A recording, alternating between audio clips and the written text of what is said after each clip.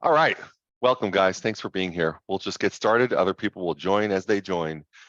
So last week, we talked about prospecting. Got about halfway through all the points. And there's a backside, the back nine to these points on prospecting. I'll tell you, prospecting, don't call it prospecting if that makes you nervous. Oh, I hate prospecting. It has a bad connotation in my head. Call it lead generation. Call it real estate conversations. Call it whatever you want. It really doesn't matter. But without having these conversations, without having this outreach, this prospecting, this lead gen time, our business doesn't grow. It goes nowhere. In fact, we just go out of business is really what ends up happening. Prospecting doesn't have to be on the phones. Prospecting could be through social media. I'm learning that now. I don't know anything about social media. It could be through texting people. Could be door knocking in person, going to parties. You could use socially, you could prospect for your clients in real estate. There's a lot of different ways to prospect. I just have always done it over the phones. That's kind of what I do. But I will say, and I think you guys are all feeling this, the market is interesting right now. It's fascinating right now. The market, there are, 50% of the business that there was in the past couple of years? There's just less business out there. So it's more important than ever for us to really take our lead gen seriously and go way back to basics and just do those things that we know are going to produce results. Great time to trim the fat and get back to basics. So let's get right into it. I don't know if we cover this point, if we ended on this point, if we're starting this point, but anyway, I'm going to go through this point again, which is always have available your past clients and center of influence list and a list of people that you like to talk to. There's different forms of prospecting, right? Some people call expired listings. Expired listings aren't any fun to talk to most of the time. They're a little angry, a little upset, generally speaking. But always have available your past clients, your center of influence, and a list of people you like to talk to. That's a great way to start your prospecting. When you have to prospect, if you do lead gen, and you're only talking to people that you enjoy talking to, my goodness, that makes things easy, doesn't it? Do you have that list? Where is it? Is it available? Is it in a database somewhere? Is it in a spreadsheet somewhere? Like Dave Buss, you must have hundreds and hundreds and hundreds of people over the years that you've done loans for. Like hundreds, right? About 600. Holy cow. These are people that have had a great experience with you in the past, right? Most of them. Yeah. Most of them. The overwhelming majority. Well, yeah, I mean, yeah, and there's, and I'll reach out and call them. Of course, now you got no news for them, so it's just a chit chat session, right? But it still can generate something. I mean, absolutely. You sell real estate too. Yeah, right. Right. And that's the conversation now. I generated a lead yesterday walking my dog in the neighborhood here. Talked to a neighbor. Hey, Dave, how's business? Well, it's terrible. Well, I've been thinking about selling. What do you think? It's a great time to sell, So it's just, you have to, at some point, the younger folks will get good at creating those conversations, like out of, I'm walking my dog and somebody just, that knows me, but never did business with me, just, chit chats and it turns into maybe something. That's right. That's right. You're out there, you're getting at bats, right? You're just talking to people, which is awesome. So next point, since you're going to be prospecting for the rest of your life, work daily on your mindset. Prospecting is a major part of your job. It is the majority of the work that we do is really just finding new business. Once we find a great motivated client that wants to buy or sell real estate, the rest is like, for instance, you have a great motivated person that wants to sell their house, right? Dave meets this guy walking his dog. This guy's nice, he's motivated, he wants to get it done. That's certainly more than half the battle, in my opinion. That's like 85% of the work is finding a hot, motivated seller. The last 15%, great. Let's go ahead and sign a listing agreement. We'll shoot some photos. We'll get it staged, whatever. We'll put it on the market. We'll take it through the escrow process. Done. A buyer, maybe it's a little more work, right? Because you got to find them a house and negotiate, and maybe there's multiple offers. But certainly, prospecting is the major part of our job. It's the major part of our job. Let's treat it with a level of like respect that it deserves. Let's give it the time and the effort it deserves. It's really, really important. So next point, we need to work the following lead sources daily. This is kind of cool. It's just a very simple list of lead sources. The highest probability of getting deals is from these sources. Number one, past clients. Past clients. Some of us have a ton of past clients. Some of us have very few past clients. But even if you have very few, are you talking to them? Because that is the number one lead source. The number one lead source. They have used you in the past. They have seen how you produce results. They're a past client because you obviously had success in helping them buy or sell a piece of real estate. So that's number one, past client. Number two, center of influence. Maybe they haven't transacted with you, but they know you in another way where they really have faith in your ability as a human being. So that's the next best thing. Past clients, number one. Center of influence, number two. Number three, expired listings. Number four, for sale by owners. I'll kind of put those together because there's not a lot of either of those right now. Not a lot of expired listings, not a lot of for sale by owners. So take it or leave it. Some people want to work them, some don't. Next, it goes calling around existing listings and sales. Calling around existing listings and sales. That's a just listed or just sold call or door knock. That's something that, you know, we do a lot. I mean, we just go right through the city. Knocking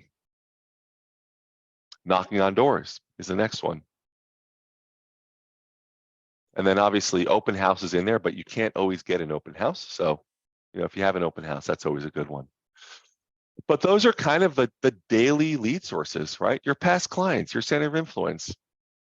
You know, you figure out how many you need to talk to every single day, but there's only a limited amount of those people. All right, good. I've exhausted that group of people.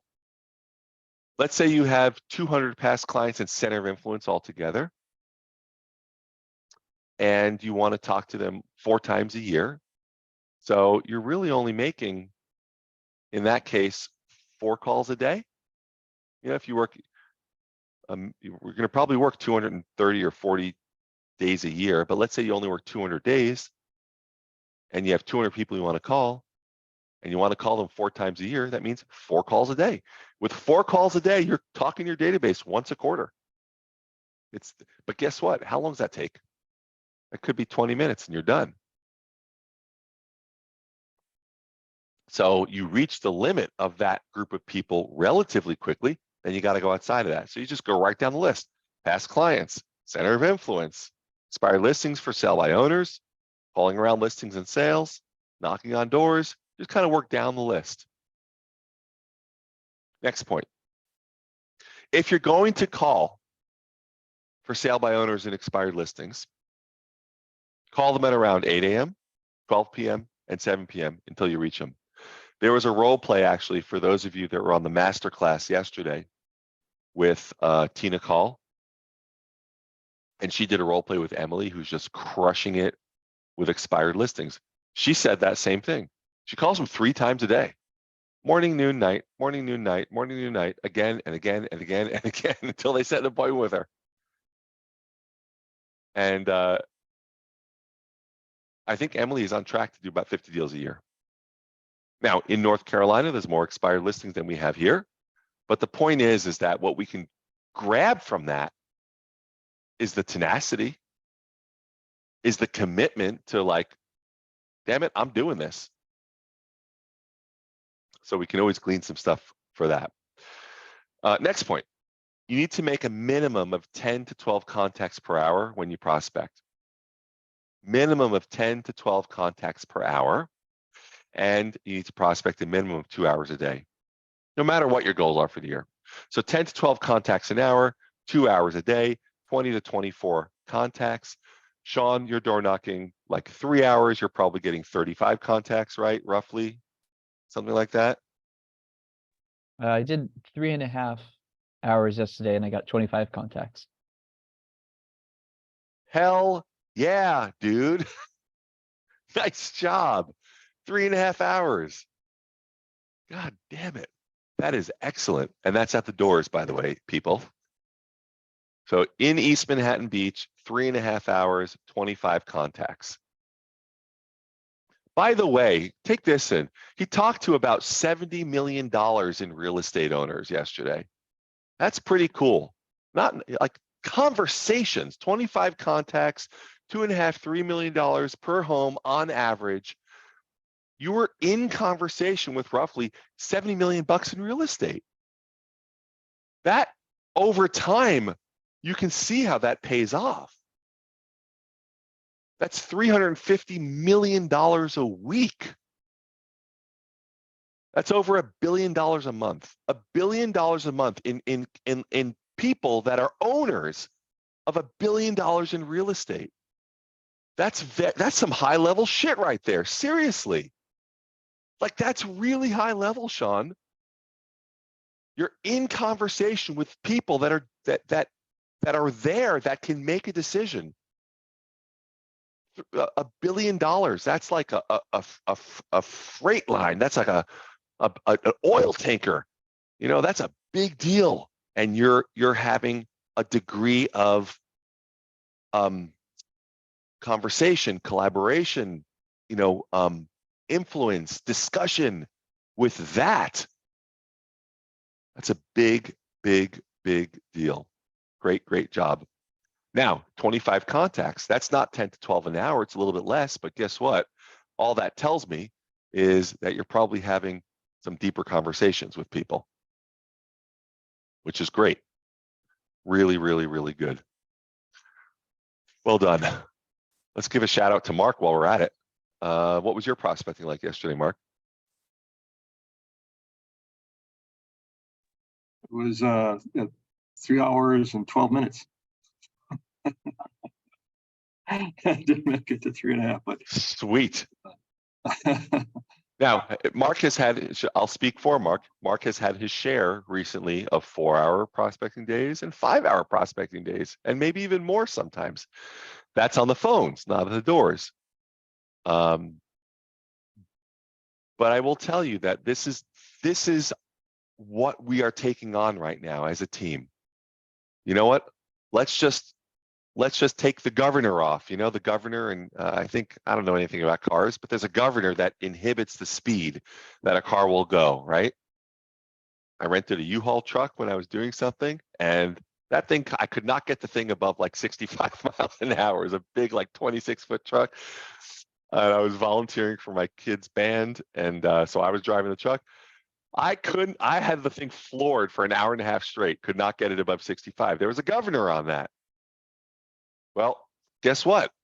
Sean, Mark, and maybe others on the call, they knew how to grab their toolkit and remove the governor. No, we're not going to cap it at 65. We're taking this U-Haul up to 120. Listen, 3.5 hours at the doors, 3, 4, 5 hours on the phones. That's not following the speed limit, guys. It seriously is not. That's just like, all right, we're pushing this thing. And that's what this market calls for. So I would encourage everyone to consider what that means for them. And it can be different things for different people, right? Phil, like I know you go deep with your database, you know? And so maybe what it is you say, you know what, in this market, I'm gonna meet people. I'm gonna make sure I get in front of one person every single day, like in person. I'm gonna meet him for coffee. I'm gonna go out to lunch. I'm gonna pop by their house and say hello and say I was in the neighborhood, or just whatever it is. I don't know what it is for each one of you, but whatever it is, consider removing that self-limiting belief, removing that governor. and saying, you know what, I think I'm gonna uncork this thing. I think I'm gonna try something a little bit bolder than I've done in the past. And rather than just complain about the market and complain about, all right, shit, there's 50% less business in this market than there was a couple of years ago. And I guess I'm just gonna have to, eat peanut butter and jelly sandwiches for the next few months because, the pipeline's looking a little slim. Rather than that, why not take on, you know what? Let's do something bold here. Let's do something brave, right? So we all have that option. So well done, both of you, Mark and Sean, for kind of showing like leading the charge here. Freaking awesome. That's exciting stuff, dude. Well done. Next point. Turn off your phone and your computer and don't check your voicemail or email until after your prospecting is complete. Now, I actually, when I'm prospecting, I use my cell phone. So I'm going through this. This is a great point for me. I got to figure out how to not let this stuff get in my head or in my way. But the point is that prospecting should be done in such a manner that you don't have any distractions, right? I watch Mark prospect every day. There's no distractions. That headset goes on, clicks go on the dialer, and boom, he's off to the races. In fact, you can correct me if I'm wrong, Mark, but I think Mark doesn't even really like to take that many breaks because it ruins the flow. Just like, no, I'm in flow, dude. Right, Mark? Yeah, it takes a while for me to warm up, maybe an hour and a half in. Yeah, warm up. So Yeah. right. So I feel the same way. In fact, so the other day I prospected for, I don't know, maybe it was like last week, 2 hours. I don't take breaks. I like to go through. Sean, you're at the doors. No breaks there. You're going. The breaks for me, I'd rather be in rhythm, right? So some people like to go 50 minutes on, 10 minutes off, 50 minutes on, 10 minutes off. And guess what? When you're calling your past clients your center of influence, a lot of times you don't even need breaks because it's just enjoyable. It's just like really nice conversations you're having with people, and it's like time flies. But one way to really eliminate distractions is just get rid of the phone. Don't have an email. Don't have a screen open with your email or anything like that. But sometimes just getting yourself distraction free is super important. Next point, most of our distractions that come up during prospecting are self-imposed. That's an interesting thought. Clean up your prospecting area to keep your mind clear. So that's like, Mark, like your desk, right? Keep a clear desk, keep a clear mind, and then when you're focused, then you're prospecting, you're focused on your prospecting, right? You can really focus and keep your mind clear. That's why I only door knock after street sweeping has gone through. So great advice, man. Great advice. I only do that on Thursdays through Thursdays at 2. Good. Do that. Just follow the streets. You get their schedule. Just go to every single city and just follow them. Next, so next point. This is kind of a neat point because it sounds very simple, but it's really, really powerful. Start prospecting at the same time every day and finish at the same time every day.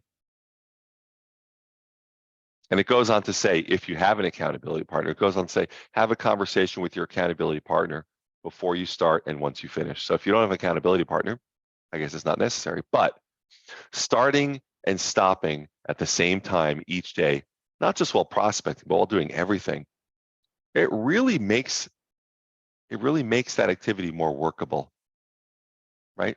Showing up to work at the same time every day and leaving at the same time every day, eating at the same time, going to bed or waking up at the same time or going to the gym at the same time. That's how these things become, that's how they come to be. They're scheduled.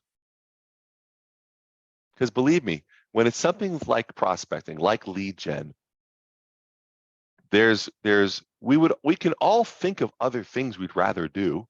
You know what? I think I'll just go for a 2-hour lunch with a friend of mine. I'll do that. Nope, I got my prospecting on my schedule. I can't start my lunch at 11. I'm starting my lunch at 12. I got a 1-hour lunch.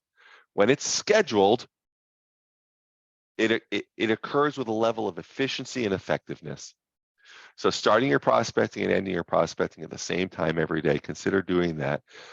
Guess what? If you don't prospect at all right now and you want to start prospecting, block off 30 minutes.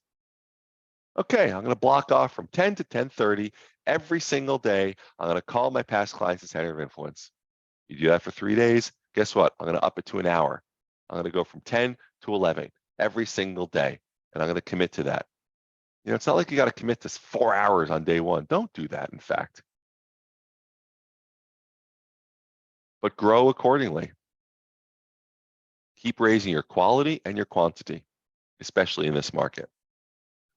Since we all get bored of prospecting at times, for those that do it a lot, does it get boring sometimes? Yeah. Sometimes it gets really boring. Focus on the long-term payoff versus the rejection of the moment. Focus on the long-term payoff. So how do you do that? Well, always have your goals kind of in front of you when you prospect, or within arm's reach, right? Sometimes that means reviewing your goals before you prospect. Just getting clear on, why the hell am I doing this exactly? Because I want to do this, A, B, and C. So since we all get bored of prospecting at times, since it gets monotonous at times, since it gets boring at times, focus on the long-term payoffs. Review your goals. I guess that's making an assumption that you have goals. Everyone probably has goals. I guess, have you written them down? That's one way you can, have your goals at arm's length, is literally to have them in your pocket at arm's length. You pull them out. There's my goals. Mark, when you're on the phone, all you got to do is pull those goals out and look at them while the phone's ringing. Somebody picks up, put it back in your pocket, post it somewhere. Sean, when you're door knocking, that's okay. It's okay to have a goal right there in your pocket where you can feel it and reach in and touch it and be reminded why you're doing this, why you should have enthusiasm with every single door you knock on. Just remember those goals. Next point. Remember, the physical and mental environment that we keep while prospecting is critical to the results that we get. So why do you keep those goals in your pocket? Because it keeps the proper mental environment.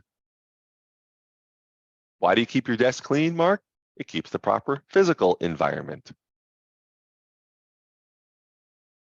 You want to really make your prospecting, your lead generation effective? Keep your environment clear, and this environment in your head.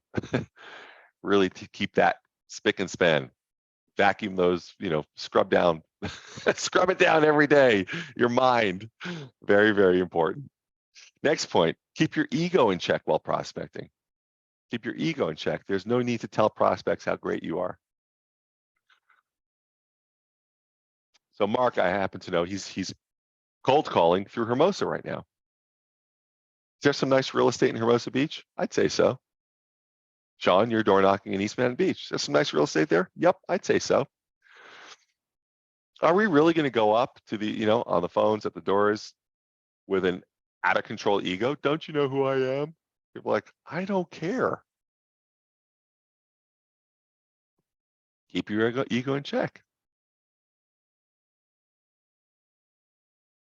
Everything in prospecting has to do with numbers. If you don't know your numbers, you can't go to the next level.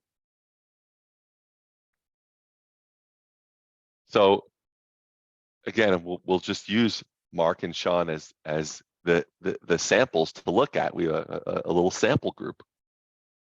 Mark, you know your numbers. You know how many hours and how many contacts you generate every single day. You track how many leads. Sean, you've got your little black book. How many hours you door knocked? How many people you talked to? Got little tick, little tally marks. He knows his numbers. By knowing your numbers, that's how you take it to the next level. That's how you take it to the next level. So Rachel, who's not on this call, she's on our team. And Rachel, 2 days ago, went door knocking for 2 hours and talked to 6 people. By her tracking those numbers and knowing those numbers, it illustrated to us how we can coach her, how we can make her better. So we talked about it, the team. Okay, 2 hours and 6 contacts. How could that be? And what we determined as a team was she wasn't knocking hard enough. People didn't know she was there. You got to knock like you're the police, like it's a raid. Not quite. Was she ringing the doorbell? No, we asked her. No, she wasn't ringing the doorbell. Well, the following day she went out and she was ringing the doorbell and knocking like she wanted somebody to be home. And she went from 2 hours and 6 contacts, that's 3 contacts an hour, to 3 hours and 20 contacts. That's 7 contacts an hour. She doubled it. That means she doubled her productivity. She doubled her learning, right? The more people you talk to, the better you get. She doubled the way in which she's learning, and she's going to double her results. Knowing your numbers, so vitally important. It tells the whole story. Tells the whole story. It's like having a budget, right? Clara, who's awesome on this call, they buy commercial properties. You think, I'm guessing, Clara, you just buy properties because, I don't know, pictures look good. No, it's numbers. It's all based on numbers. It's all based on numbers. So know your numbers. If you know your numbers, then that's the reality, right? Okay, how many people do I actually talk to every day? Write it down. Like do what Sean does. Have a little tally marker and write down, keep it in your pocket. I just had a real estate conversation. So what do you track? How many hours I prospected, how many people I talked to. That's like a great place to start. That's like really stepping into reality. That's really looking in the mirror with your business. God, this business is so tough and I work so hard and I'm not getting the results and I'm not getting the listings and the sales and I can't figure out why. And it must be the market. It's got to be the market. The market's down. Well, how many people do you talk to? I talk to a ton of people, constantly talking to people. Everybody knows I'm in real estate. Well, how many people did you talk to yesterday? Well, I don't know. I mean, I didn't, well, think about it. Well, I talked to, okay. I didn't talk to anybody yesterday, to tell you the truth. Now that I think about it, how about the day before? Yeah, maybe one person the day before. Like the numbers don't lie. There's no emotion in the numbers. So this point is really a valid one when it says everything in prospecting has to do with numbers. It really, really does.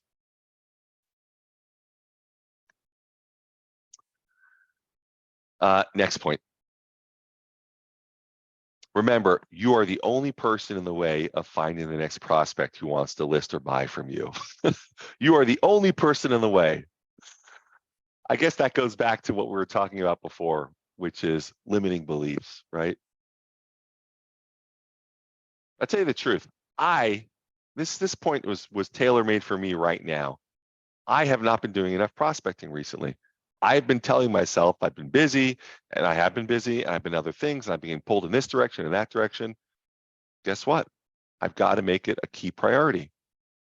I've got to make it a key priority today. So I'm committing 2 hours today. I'm prospecting for 2 hours today. Jackie's right there. You can hear me. I'm prospecting for 2 hours today. So remember, you are the only person in the way of finding the next prospect who wants to list or buy from you. Basically, it's another way of saying this. Take full responsibility. It's not anybody else's problem. It's not anybody else's fault. It's really not the market. Just the fact that that there's 50% less business out there. Does that mean that we should all just roll over and die? Like, just, okay, let me just accept the fact that I'm going to do worse this year. Because there's another possibility, which is I'm going to just double or triple my output and I'm going to crush it this year. I'm not going to take no for an answer. I'm not going to be denied. Because guess what? When we think about it, are there still, I haven't actually checked the stats. Does anybody know how many homes sell in the South Bay each month, even right now? It's probably a big number. Probably somewhere in the, I'm guessing, 1,000 homes a month, plus or minus. Maybe it's 600. I don't know what the number is. We should probably check. But there's still hundreds, like hundreds and hundreds and hundreds of homes selling every single month. And it's not like we're trying to grab 50% market share on that. You just need your few. Within a mile of where you each are sitting right now, there's somebody that's going to list their home today. There's several people that are looking to buy or sell like today. Within all of our databases, all of our center of influence, all of our friend groups and our family and past clients, there are people that are going to buy and sell like this week. So it's really up to us to go out and uncover, like dust off those databases and uncover who are those people that are going to be transacting. If we're not reaching out to them, then they're simply going with the most convenient option at that time. That's it. Somebody that absolutely needs to buy a home in our database. Are they going to work with us, or are they going to wander into if they want to move into South Redondo, are they going to wander into a South Redondo open house? And they're going to say, oh, this house is really not for us. And is the agent going to say, no problem. There's actually 3 or 4 others that I'd love to show you that might be a perfect fit. You want to go after this open house or tomorrow? What's better for you? So are your clients, your past clients, your center of influence, the people in your database, the people that already know you and like you and trust you, are they going to work with you, or are they going to just work with the next convenient option? So I refuse to accept the fact that business has to be lower in a lower market. Now, I do agree with that. There's probably 3, 4, 5 agents in the South Bay right now. I don't know. I know it's gone down. I don't know how many. It used to be 4,500. Maybe it's 3,500 now. I don't know. A bunch of those agents are going to fall out of the business. That's true. A bunch that, when they're less committed, they're the first ones to go. But just because a bunch of agents can't make it in this business doesn't mean that you or I can't. After all, we're more skilled, we're more committed. You don't show up on a call like this if you're not committed. You don't show up on a call like this if you don't have a growth mindset, if you don't take your job seriously, if you don't want to improve. Who better to work with your past clients, your center of influence, or any prospect you happen to cold call or door knock, or an expired or for sale by owner? Who better? So transactions are happening out there, and let's each do our part to go find our share. There's actually plenty of business. Listen, if there's still going to be 500 transactions a month, and what are there, 6, 8 people on this call? All right, like, what is that, 40 a piece? I don't know what it is, but there's plenty for us. There's plenty of business out there. Not everybody takes this business as seriously as we do. So let's go out there and kind of talk to people. Let's have our real estate conversations. Let's do our lead generation. Let's do our prospecting.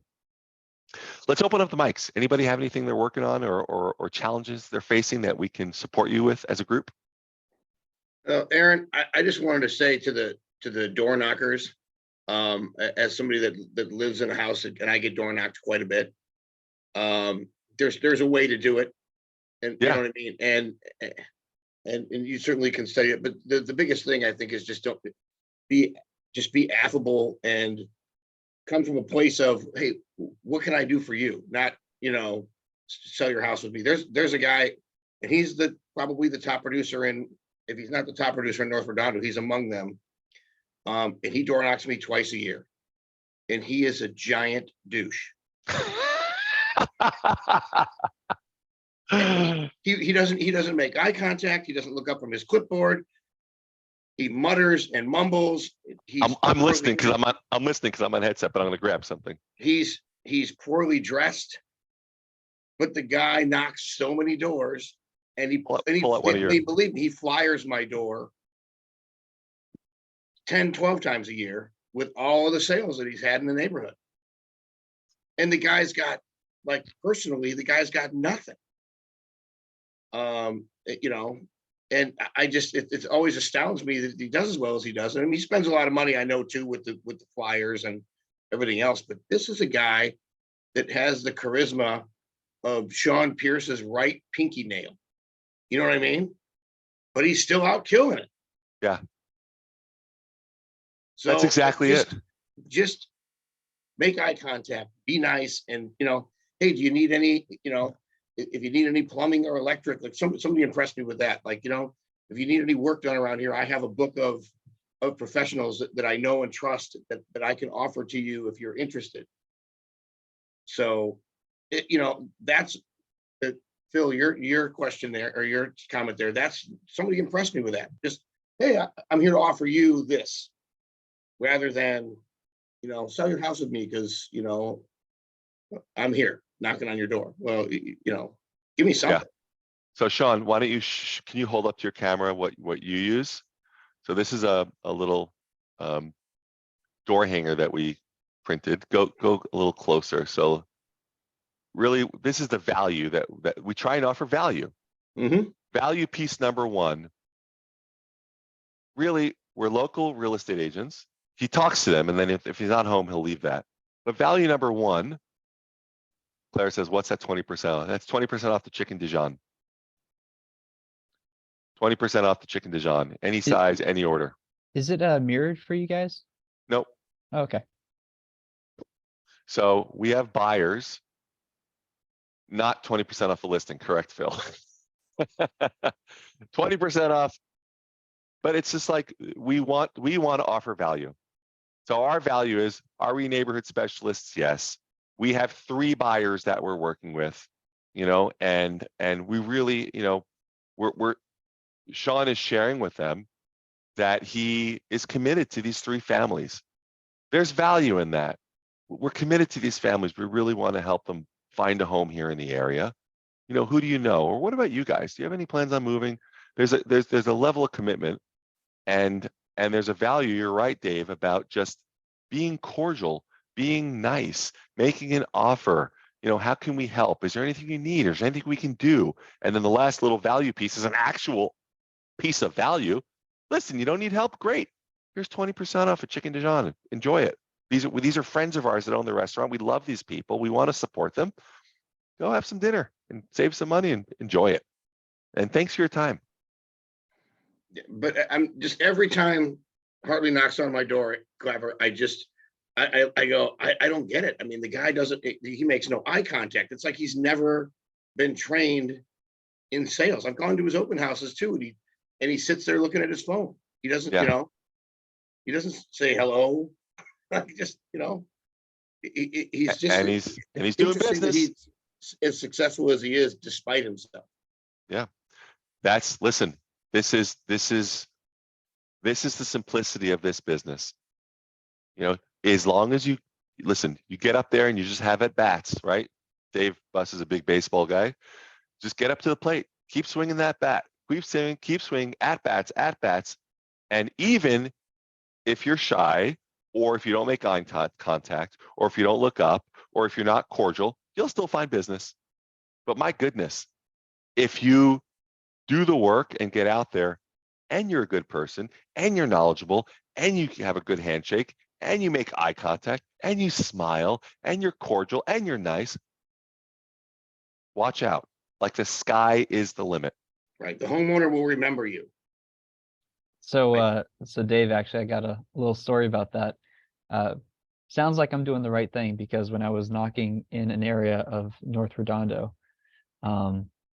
I don't know if we're saying the names, but the woman did say to me, yeah, I like you a lot more than the other guy that comes around here.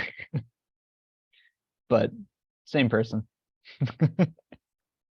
There's 100% chance, because but like I said, he's out, like, like if I'm out walking my dog 2 miles from my house, I'll see him with his clipboard and his disheveled, unpressed shirt going door to door. And I just laugh, But again, it obviously works for him. So he probably feels like there's no reason to change. But the reality is that, I mean, look, I don't need somebody to sell my house anyway. So I answer the door just to kind of have fun with him. But, and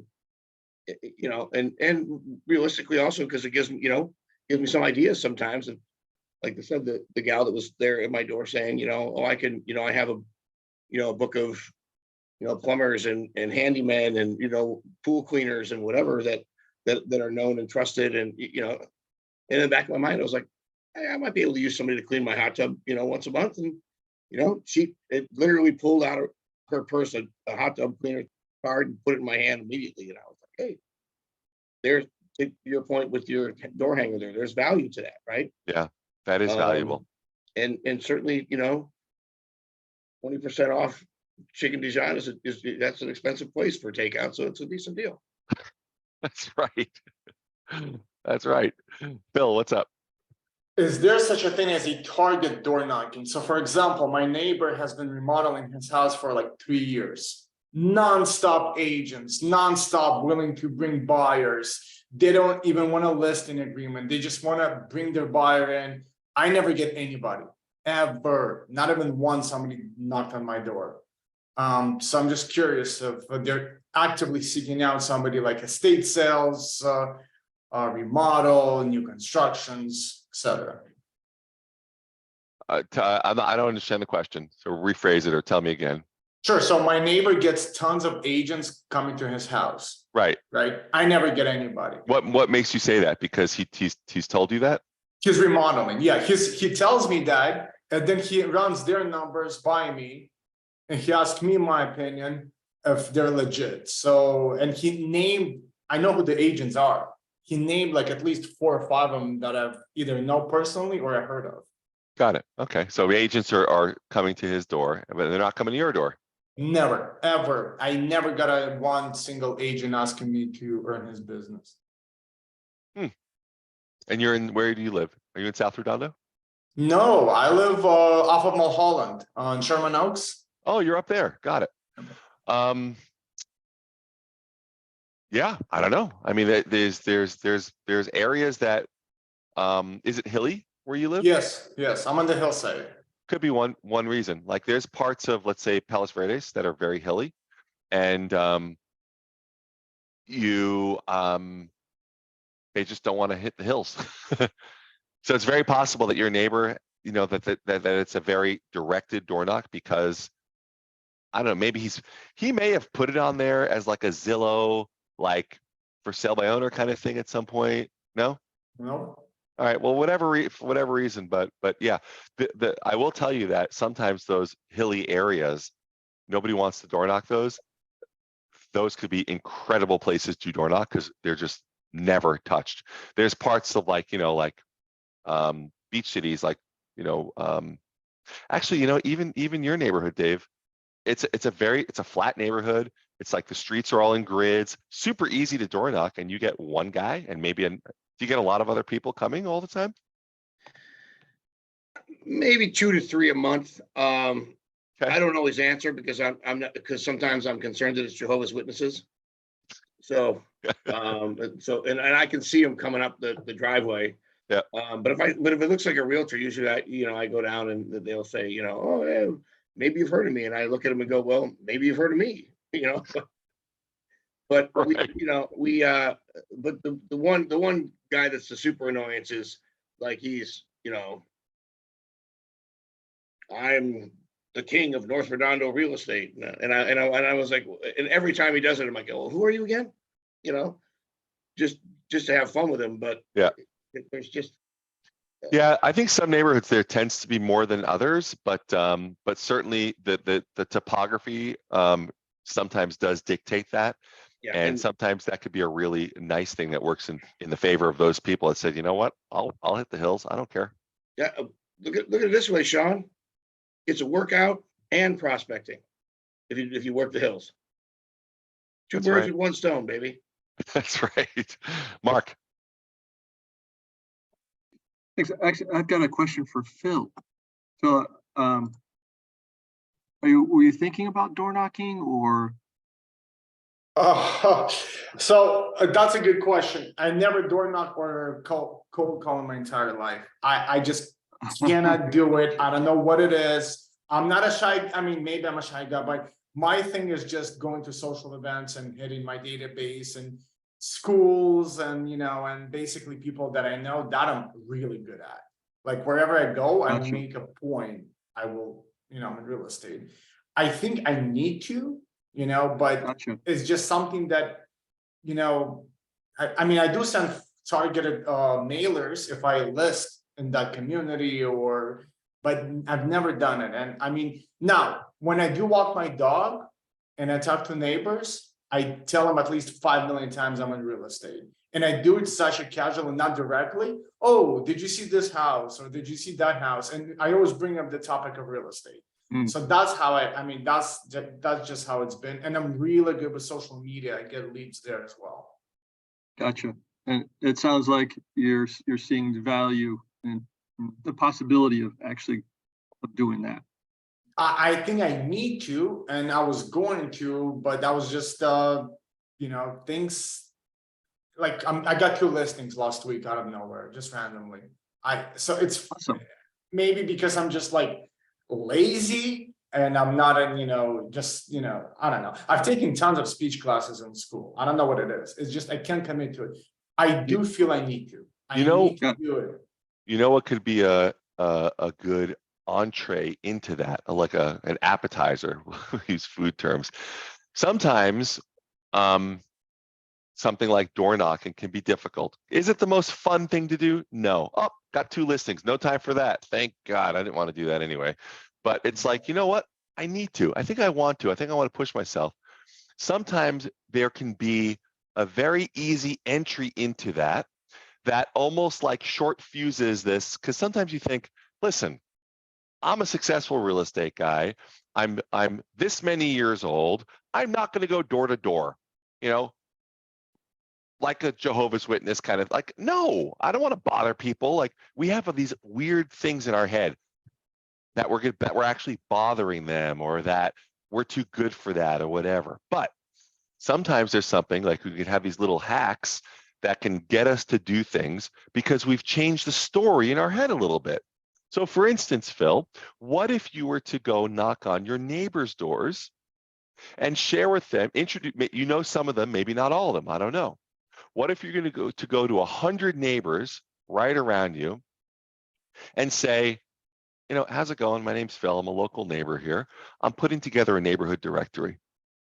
And I wanted really all of us to have each other's contact information because the neighborhood I grew up on, it was really safe. Everybody knew each other. And I'll tell you, the way the world is going, I thought it'd be a nice thing if we all had each other's name, addresses, emails, phone numbers, you know, so that we can just understand who our neighbors are. Is that something you'd want to be a part of if I put together a neighborhood directory? Would you like that? You collect everybody's information, bind a little book, and share it with everybody. And you become the mayor of the community. And then maybe what you do is invite everybody either to your house or to a local whatever and get the, it's like a block party, but a little more classy. Hey, listen, I'm doing an event. I want to invite all the neighbors. You know, I'm a real estate guy, but we do this really fun event and we're doing, wine tasting here, or we're doing this, or I'm having some people over at my house. I wanted to get to know all my neighbors better and really bring the community. Or guess what? I found this guy. It's the best food truck in LA. I'm having him come to my house on Saturday between 12 and 2. I'm inviting all you guys, all the neighbors, everybody in this directory. You guys come by, grab some food, like whatever. I don't know, but the thought is that maybe there's a way that you can start some door knocking that isn't the traditional format of, all right, I'm just going to go door knock 3 hours a day. hit 100 doors a day, but it's like directed that you're not looking to have 1,000 people you're door knocking. Maybe you have 100, and you're looking to go deep with each one of those people and really become that trusted resource, that trusted that real estate resource that you are to your clients already, but you're just expanding that reach a little bit more. And maybe that, community directory could be an idea to do that. As an idea, as something to consider. Or something different. I don't know. But there's in other words, there's ways when it becomes important, it's just a function of putting a plan together around what you're trying to accomplish and executing on that plan. So there's only so much I could milk my current database. I think they're all bought like 2 or 3 homes already with me, that's right. But so this, I think listen, you do incredible work for your database. I already know that about you. From our participation, I know how much you care about people. Why wouldn't you want to, your own neighbors, your own neighborhood? These are people that, these are the closest people to you that in proximity. When there's a natural disaster, neighbors come together, they help each other, right? You're out of, COVID, whatever, they're not selling food anymore. What do neighbors do? Like, what do you need? What can I do for you? Oh my God, like I didn't even know that guy that well. Like I went to an elderly guy lives right next door to me. I didn't know him that well. During COVID, I went and did some shopping. I called him up. Ed, what do you need? Let me buy you something. What do you need? Eggs, this, that, whatever. I brought him some stuff. Left it at his door. He didn't have to go to the market. He's afraid for his health. Like our neighbors it's our community. So what a great thing to do to bring them into your community a little more deliberately. So it doesn't have to even feel like you're door knocking. You're doing something good for the community. Go ahead. I was gonna, honestly, at one point, I was gonna list my home for sale and just have multiple open house just to meet all the neighbors. And I was ready to do it, But no, I completely, and I tried. We did have one time like a site, not a director, but we're like a Halloween gathering, and I emailed everybody. I sent flyers, but we have one agent that totally dominates the area completely. But you're right. You're absolutely right. It's my shortcomings. I would say, yeah. By the way, you don't have to put your house on the market to do that. You can have an open house where you invite the neighborhood. Listen, I'm taking it upon myself because I want to meet my neighbors. I've met so many of you that are such wonderful people. And I think we all need to potentially just know each other a little bit better and be open to that. So I'm opening up my house. I'm throwing just a little get together for the neighbors only. We're gonna open some wine and have a few bites to eat and just meet people. And if you can stop by, it's Sunday afternoon. I'd love to have you guys over and just say hello. It'd be great. My 2 doors down from me, the guy passed away. He was 88 years old, and his son, I went over and I brought them something. I actually baked banana bread and I brought it over and I told him how sorry I am. And his dad was such a good neighbor. And he goes, you know what we're doing this Sunday? We're doing a get together just for the neighbors. That was like 2 Sundays ago. It was wonderful. I got to meet a lot of these neighbors I'd never met before. There's a get together. You got a bunch of Mexican food. Maybe 25, 30 people showed up, to honor this guy that had been long-time neighbors. But it was beautiful. People loved it. So it's not like we have to think about, in this lead gen thing, you can go really wide and try and talk to the whole world, or you can keep it smaller and go deep. That's your skill set. You go deep with people. You add, a handful more people to that database, your business will change, Phil. So just consider that. Guys, I have to run to a showing. I'm so sorry. Yeah, we're going to wrap it up. Everybody, thank you for your participation. Keep up the great work. Have an awesome week, and I'll see you next week. Take great care, guys. Bye-bye.